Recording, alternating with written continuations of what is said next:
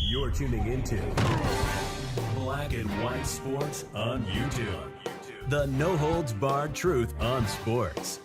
The main event starts. All right, Black and White Sports supporters. Well, this is very interesting indeed.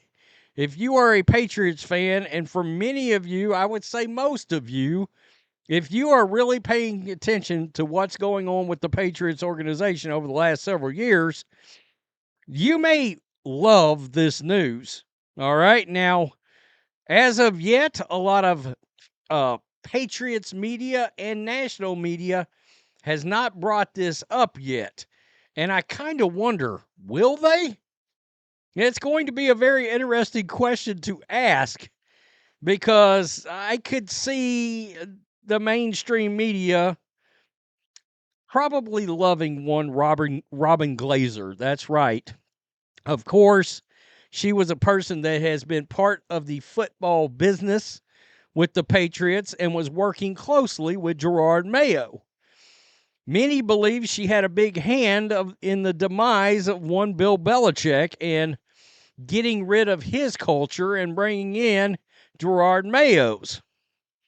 Well, I can tell you this. It looks like there's a good chance she's not with them anymore.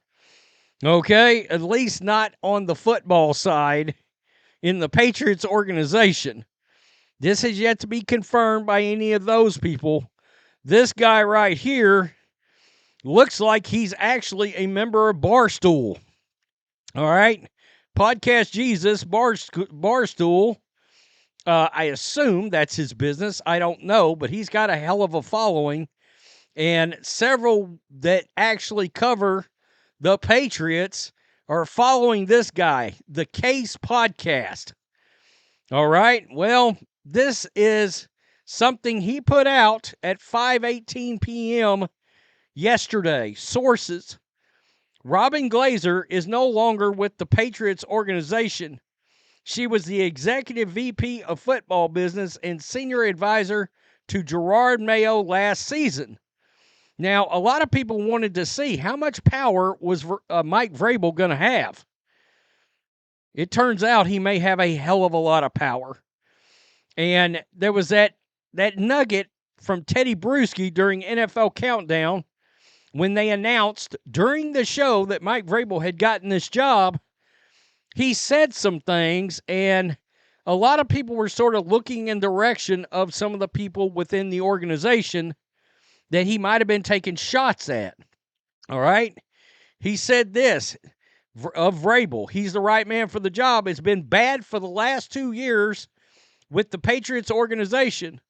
When they hired Jerod at the press conference, a big word that was used was collaboration. Everybody's input and all that stuff. Well, I don't know how much it is that anymore, and I think it's a good thing. Because Vrabel isn't going to joke around. Vrabel's going to tighten the screws. In my opinion, some people in the front office that need to be told, you don't know what you're doing and you need to take a step back. And a lot of people thought maybe that was a shot in the direction of the Krafts and Glaser, maybe even Wolf and Groh, who knows? This guy down here says that.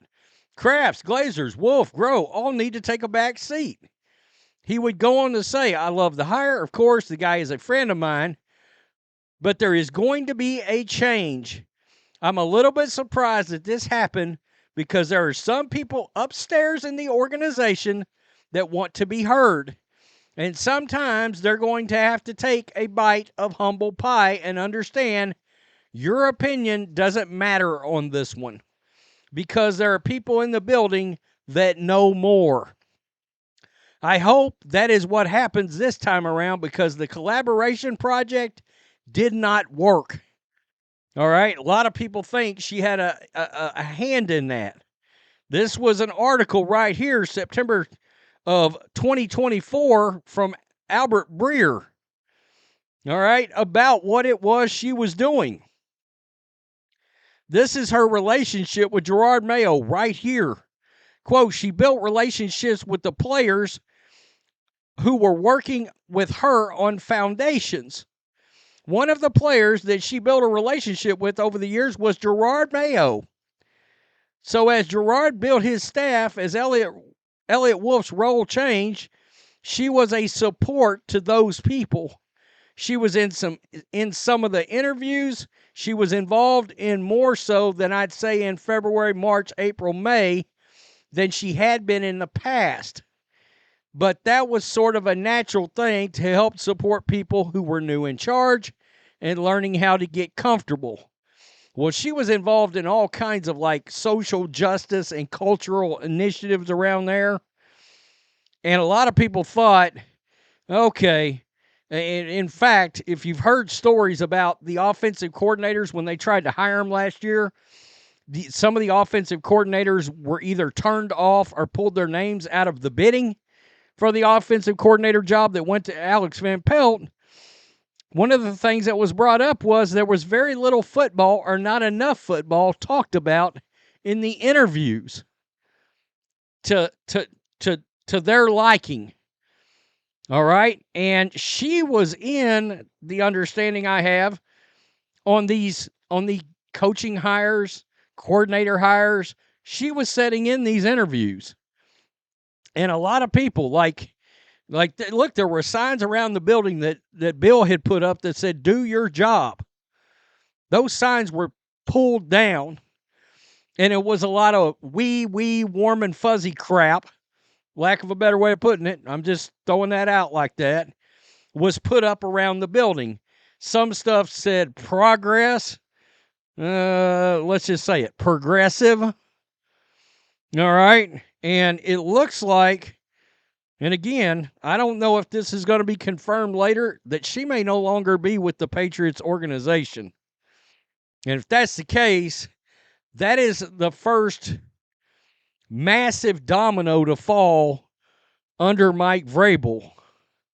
Now, I think I've seen several different interviews now with Vrabel since he's taken over, and it's very clear. You know, he said it's on him. He'll take the responsibility for the failures. He'll spread the success down to everybody that deserves it. But it starts and stops with him. And this is